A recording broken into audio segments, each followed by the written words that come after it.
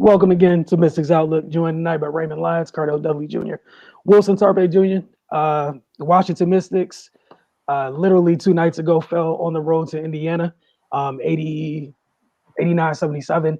Tonight, they beat the Fever 85-69. Much different start. Just really a different game for Washington, period. Maisha Hines Allen got the start next to Tina Charles, and that kind of helped a lot on both ends because we saw the damage Jessica Breland did on Sunday. Maisha physically has the ability to not only stay with Jessica Breland, but to also impose her physicality on her a little bit too. Jessica Breland did still score in double figures, but it wasn't the 17 point, I think 12 rebound effort she had on Sunday. The other thing Cardell mentioned earlier on the focus, they kind of took some of their bigger players out of it. The folks that led the punch on Sunday didn't do as much damage tonight. Some of the things we discussed Sunday after their loss, we saw some of those things coming to fruition in this one. So, Ray, going to start with you. Just ask your initial thoughts on Washington kind of bouncing back, taking care of the Fever earlier this evening. Yeah, like you mentioned, Maisha getting a start meant the world of difference. You know, the other game, Tina basically got jumped, man. Jessica Breland and Tierra McCowan, that's a lot to deal with, you know, and it was Maisha's first game back, you know, just trying to ease her into it. But I mean, this game she got to start and the difference was noticeable from jump. Yeah, her versatility just gives them a whole another dimension for teams to have to deal with. And, you know, of course, Tina's gonna be Tina no matter what, you know. So if they're gonna get consistent offensive help for Tina and defend like this, they're gonna be in a pretty good place, man.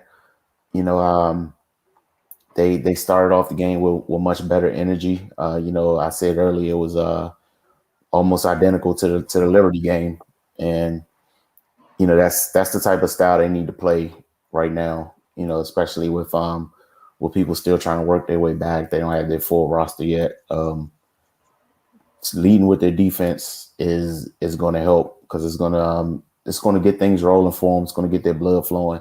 They get some easy looks early, and that'll just kind of open up the floodgates. That's really what we saw tonight, man. It was, you know, a nice balanced effort. You know, Tina had 30 and 6, Maisha 15 and 10. Ariel Atkins got some shots to fall. So that's the recipe for them. You know, they've been relying really heavily on Tina. You know, she's a player they're not with the skill set they're not used to having. Like they haven't played with somebody they could just dump the ball down to and they go to work. So that I'm sure there was an adjustment period there. But you know, but now get Maisha and that'll open things up for Ariel. And tonight it looked a little easy, you know.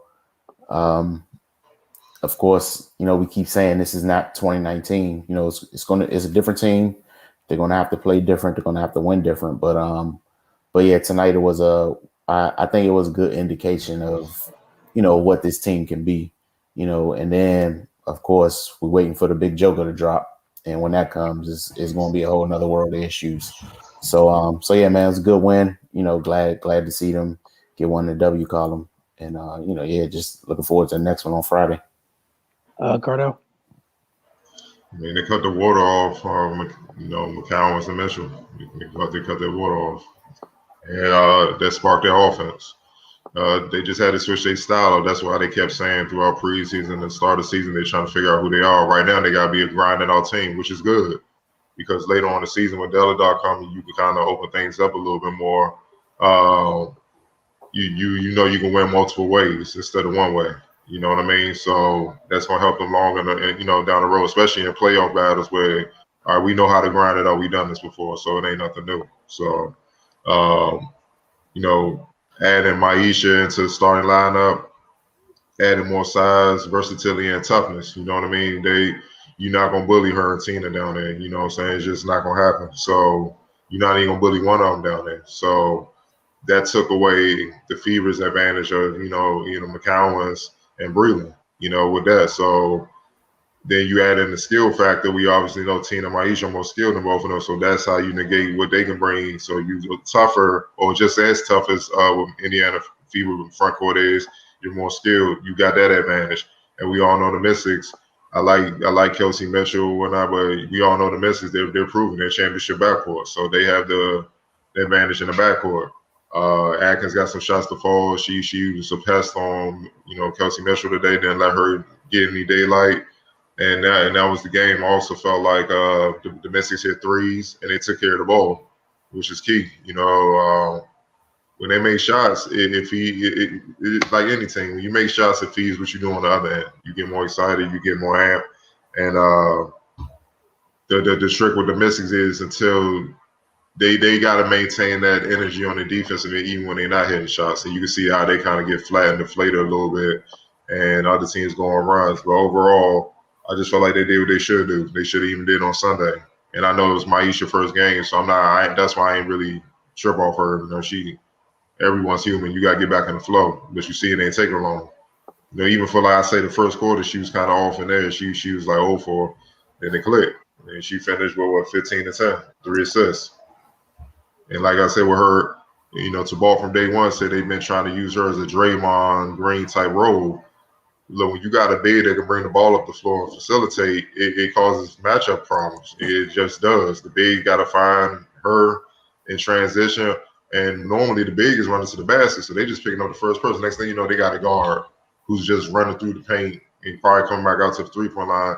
And now you got Maisha with a guard picking her up because she got the ball. She just going to throw it to Atkins, to Cloud, and go sit in the post on this smaller player. Now you got the mismatch. And that's what the Mystics ate off of in 2019. So with her and Deladon and Meesman at times just pushing the rock. So that's their advantage, man. So I just think the necessary adjustments with Maisha getting in the lineup, it put players back in their natural roles. They didn't feel like they had to do more than what they normally would have. And that's the key, man. So you got the horse, man. Charles doing what she do. So teams going, she at the top of the scouting report. Everybody else just got to do their role. Atkins got to make sure she got to be who Cloud said she was, the best two guard in the game. Doing it on both ends. Do that. Cloud setting the table. Maisha doing it inside and out. Tina just murdering, doing the same thing, eating it inside and out. Sydney Weiss, knocking down shots. Even tonight, Leilani, she hit some shots finally. She got some shots to drop. So they're starting to get in the flow, man. They just got to keep building and maintain it. But defensively, they definitely have to maintain that. They can't let that slack on that end. But good win, the rebound, and get ready for the next one. Yeah, definitely. I was definitely happy with what they had on the defense end of the floor, because obviously dealing with McCown's that's a lot. McCowan, that's a lot for any one person to deal with. That's tough to deal with, to keep her off the glass. And Tina did her job boxing her out, so Tina didn't have 10, 12 rebounds or whatever. Maisha was there to bang. Maisha was there to pick up the slack in that regard. And again, like you said, it's a little bit more difficult to throw that double at Tina. They couldn't double Tina as much tonight as they did with Maisha out there, because she could put the ball on the floor. Like Cardell, like you said with Ariel, she got comfortable. That shot falls from the outside. It's a whole different ball game to deal with. And starting Sydney Weiss, I think you mentioned that earlier on the focus, it helps space the floor a little bit more too. But again, just everybody settling into the roles. Again, this is not like some win that's going to change the year. It's just, we know what they have to do to hold the fort down until MVP comes back. You can't be 7 games under 500 if and whenever that date is that you get Elena and possibly Emma back. Like you said, and there's nothing wrong with there's literally nothing wrong, as cliche as it is, being able to win ugly or win different ways. W's are W's, and that's what you need. So there's no style points here for how you get it done. And the Mystics, they needed to get this man because they got a heavyweight coming up on Friday, and one that's looking for revenge. You know what I mean? So, and that's a good test for the Mystics, because if you can give them their first loss, you're in good shape. You're like, all right, cool, we can get back in that mix right now. You know what I mean? So, but they got a tough one because over there. John Quill ain't playing, and she not alone. DeWanda Bonner. You know what I mean? And think about it. Alyssa out. That's what make it hell. Listen out. So, hey, man, this is why you love the WNBA, man. You're like the top dogs, you going to see them. You know, they going to play. So we going to see, man. But they need to get this one. They can't go on the Connecticut 1-4. That just ain't a good recipe. They need confidence. Not at all. You got John Quell, Dewana, and the Connecticut Terrapins over there. Many Well, they you know how got. Brenda do. You know how Brenda do. And also, shout out to Brenda. She got her extension today. She's going to be in College Park through the 2026-2027 season. So much deserved. AZ, when you enter the transfer portal, come on home, baby. I thought we was done with this, but you want to know what? I can't really be mad because, you know, we covered the Terrapins. So just saying, AZ Fudd announced her decommitment from UConn. Hey, look, y'all, I've done nothing to either one of you. There's no reason to do that to me right now, man. There's no reason. Hey, Sailor, you can come home too. Just come on. You ain't even look. You want to take Mirror too? You we taking everybody back? Look, I told Gino not to come here, so there's problems. We about to Kwame Brown it. Let's go. Man said he's coming back to take back everything that went above the Mason-Dixon line to go to school. Come back home.